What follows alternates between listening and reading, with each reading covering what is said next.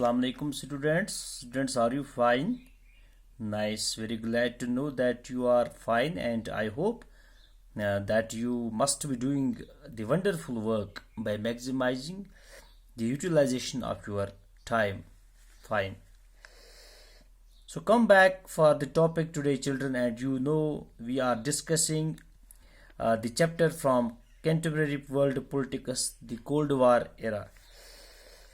Dear students, we have discussed basically the two topics in the previous lecture, that were Cuban Missile Crisis and Cold War. If you do have any question, must ask. Today we are going to discuss about the emergence of two power blocks.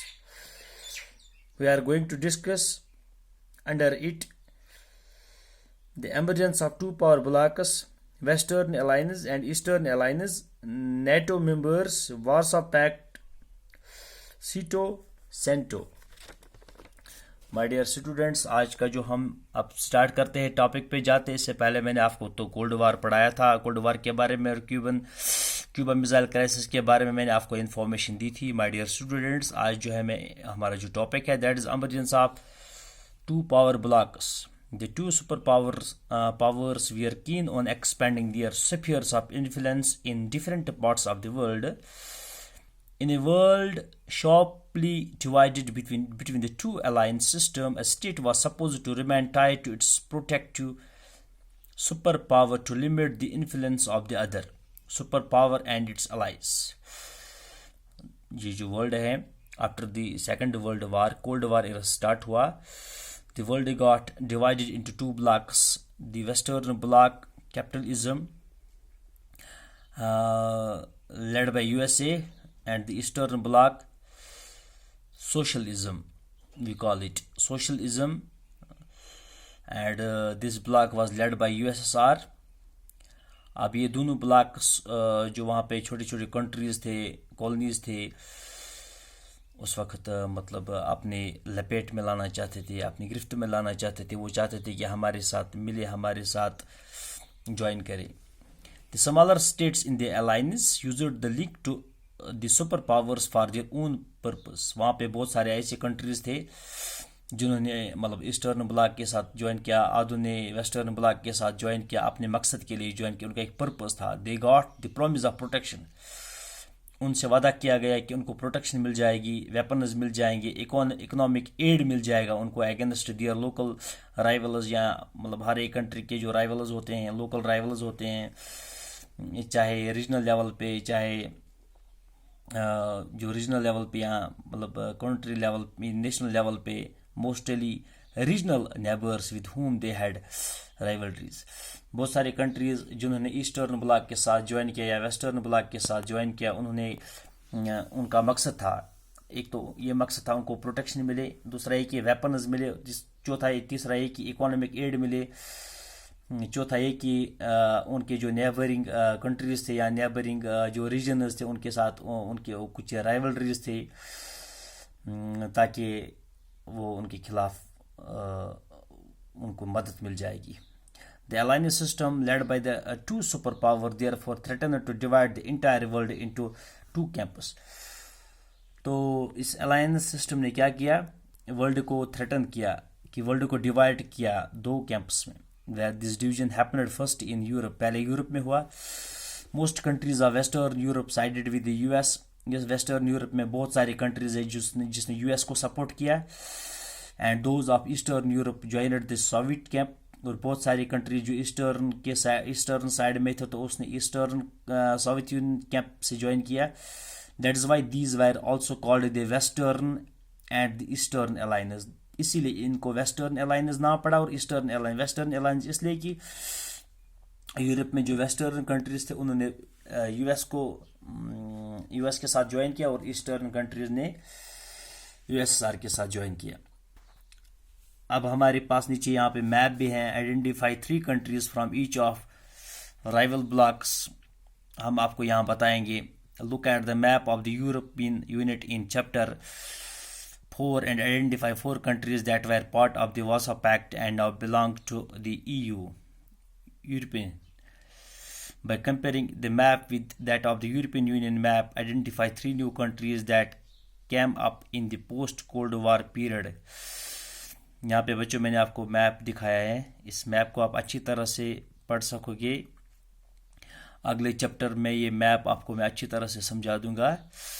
अगले video में अच्छी तरह से मैं इस map पे आपको ये इस पे लेक्चर दूंगा कि बहुत सारी कंट्रीज़ है यहाँ पे जिन्होंने ईस्टर्न ब्लॉक के साथ ज्वाइन किया, बहुत सारे ऐसे कंट्रीज जिन्होंने वेस्टर्न ब्लॉक के साथ ज्वाइन किया। अब जो हमारा यहाँ पे the western alliance was formalised into an organisation, जो वेस्टर्न ब्लॉक हैं उन्होंने एक ऑर्गेनाइजेशन बनाई, and the name of that organization was NATO, the North Atlantic Treaty Organization, NATO, which came into existence in April 1949 में ये existence में आई. It was an association of 12 states which declared that armored attack on any one of them in Europe or North America would be regarded as an attack on all of them. This NATO was formalized into an organization by the Eastern Blocs. Eastern block ने एक NATO organisation start की, formalise की, और वो विच cam into existence in अप्रैल 1949. ये एक association थी, इसमें 12 जो कंट्रीज़ ने ज्वाइन किया था. It was association of 12 states which declared that, उन्होंने क्या डिक्लेरेशन की, that armed attack on anyone, यानी कि जो भी इन 12 स्टेट्स पे अटैक करेगा उन्होंने पूरे सबों पे अटैक किया. यानी कि अगर 12 जो कंट्रीज थे, 12 जो स्टेट्स थे, अगर एक स्टेट पे कोई हमला करे, ये मानो कि उसने 12 स्टेट्स पे हमला किया. ये नेटो का जो मकसद था. So what was NATO? It was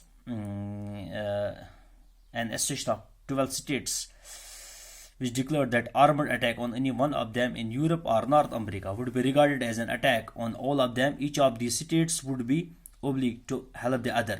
यानी कि ये 12 स्टेट्स थे, एक दूसरे के कोऑर्डिनेशन में थे. अगर किसी पे भी अटैक होता मतलब हो जाता तो ये सारे मतलब जैसे इन सबों पे अटैक हुआ था. The Eastern Alliance, known as the Warsaw Pact, was led by the Soviet Union. It was created in 1955 में ईस्टर्न जो अलायंस थे उन्होंने एक वार्सो पैक्ट वहाँ पे जो which was a military alliance sponsored by USSR. तो 1955 में वो that came into existence, that was led by Soviet Union. It was created in 1955 and its principal function was to counter NATO forces in Europe. It was against NATO, this Warsaw Pact. This was Eastern Alliance का जो दूसरा नाम वहाँ पे था वार्सो pact था, और जो वेस्टर्न का जो था that was NATO. International alliance during the Cold War era, determined by the requirements of the superpowers and the calculations of the smaller states as noted above, Europe became the main arena of conflict between the superpowers के बीच में जो Europe main conflict बना. In some cases the super powers used their military power to bring counter countries into their respective alliance. Western bloc अपनी तरफ से कोशिश करता था, ईस्टर्न ब्लॉक अपनी तरफ से कोशिश करता था कि जो भी कंट्रीज हैं, यानी कि उन्होंने मिलिट्री पावर यूज किया, जो भी कंट्रीज हैं उनको अपने अलायंस में शामिल करें. Soviet intervention in east Europe provided an example, यानी कि एक मिसाल कायम की सोवियत यूनियन ने ईस्ट यूरोप में. The Soviet union used its influence in Eastern Europe, backed by the very large presence of its armies in the countries of the region, to ensure that the eastern half of Europe are remained within its spheres of influence. Eastern जो countries में यहाँ पे जो Soviet union ने अपना वहाँ पे वो बहुत इन्फ्लुएंस मचाया, वहाँ पे अब बहुत सारे कंट्रीज़ को बैक किया, बहुत सारी आर्मड फोर्सेस वहाँ पे आर्मड फोर्स के ज़रिए बहुत सारे जो रीजन्स वहाँ पे थे उनको अपने इन्फ्लुएंस में लाया. In east and south Asia and in west Asia, middle east, the United States built an alliance system called the south east Asian treaty organisation, SEATO. तो व्हाट हैपन्ड, ईस्ट में क्या किया, in east and south east Asia, east और south east Asia और west Asia जो middle east है, United States ने वहाँ पे एक ट्रीटी ऑर्गेनाइजेशन जिसका नाम था the south Asian treaty organisation and the central treaty organisation, CENTO, SEATO and CENTO, वहाँ पे वो बिल्ड किया ताकि वहाँ पे जो ये एक दूसरे के साथ मिल जाए.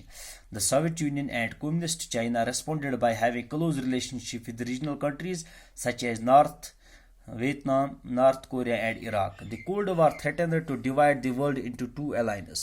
So Cold War से क्या हुआ, ये जो वर्ल्ड है दो ब्लॉक्स में जो मतलब डिवाइड हुआ. Under the circumstances many of newly independent countries after gaining their independence from the colonial powers such as Britain and France were worried that they would lose their freedom as soon as they gained formal independences. Cracks and splits within the alliance were quick to appear. Communist China correlated with the USSR towards the late 1950s, and in 1969 they fought a brief war over a territorial dispute. The other important development was the non-aligned movement (NAM), which gave the newly independent countries a way of staying out of the alliance. क्योंकि बहुत सारे countries जो इनके साथ join नहीं करना चाहते थे, वो अलग रहना चाहते थे, जिसको हम नॉन अलाइनमेंट मूवमेंट कहते हैं, बहुत सारे countries ने चलाया. यहाँ बाद में पढ़ेंगे, दूसरे लेक्चर में पढ़ेंगे नॉन अलाइनमेंट मूवमेंट. लेकिन बहुत सारे कंट्रीज़ जो मतलब हाल ही में आज़ाद हुए थे वो नहीं चाहते थे कि हम इनके साथ मिले, क्योंकि वो अलग रहना चाहते थे, इनके साथ ज्वाइन नहीं करना चाहते थे, क्योंकि उसके बाद वो फिर गुलाम बन जाते इनके. So you may ask why the superpowers needed any allies at all. After all, with their nuclear weapons and regular armies, they were so powerful that the combined power of most of the smaller states in Asia and Africa, and even in Europe, was no match to that of the superpowers. Yet the smaller states were helpful for the superpowers in gaining access to vital resources such as oil and minerals, territory from where the superpowers could launch their weapons, and troops, locations from where they could spy on each other, and economic support in that many small allies together could help pay for military expenses. They were also important for ideological reasons. The loyalty of allies suggested that the superpowers were winning the war of ideas, as well that liberal democracy and capitalism were better than socialism and communism or vice versa. So यहाँ पे मैंने आप लोगों को बताया कि वो बहुत पावरफुल कंट्रीज थे, उनको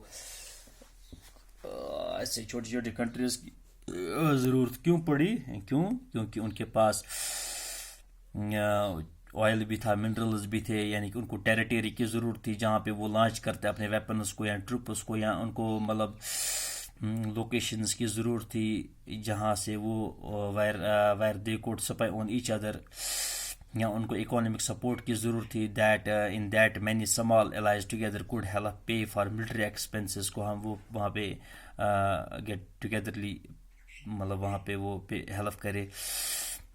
They were also important for ideological reasons. The loyalty of allies suggested that the superpowers were winning the war of ideas, as well that liberal democracy and capitalism were better than socialism and communism. और उन्होंने बोला कि वहाँ पे जो liberal democracy और जो capitalism है वो सोशलिज्म और कम्युनिज्म से ज़्यादा बेहतर हैं. बाकी जो हम कल दूसरे लेक्चर में हम areas of the cold war पढ़ेंगे. तब तक के लिए खुदा हाफिज़.